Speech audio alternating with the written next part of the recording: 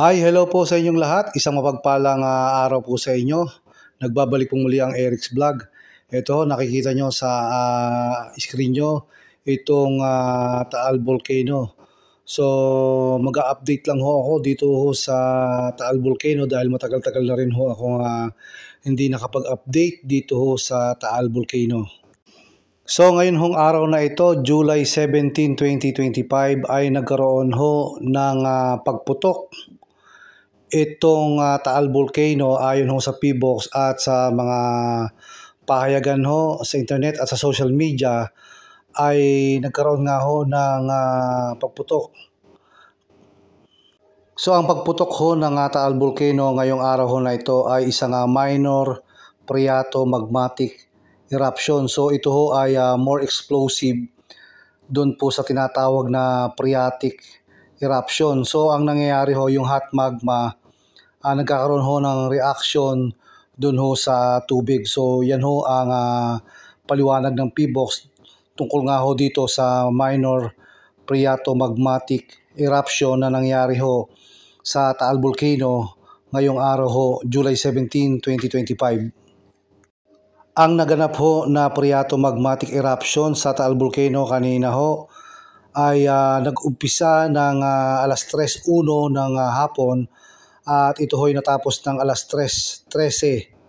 So lumalabas ho 12 minuto na nagkaroon ng phreatomagmatic eruption itong Taal Volcano.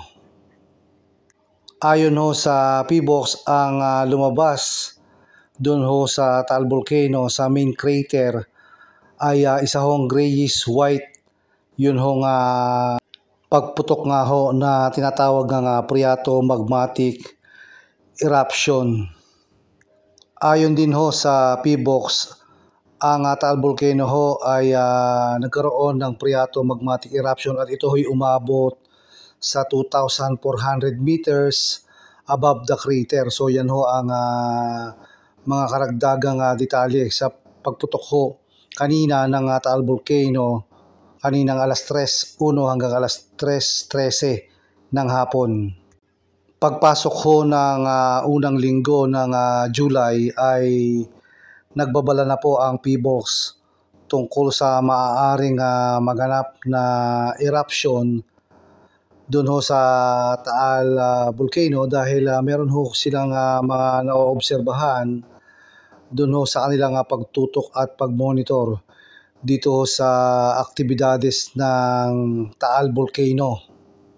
Ayon ho sa PBOX, ang dahilan daw ho ng maaaring magkaroon ng eruption ay ito hong tinatawag na higher seismic activity.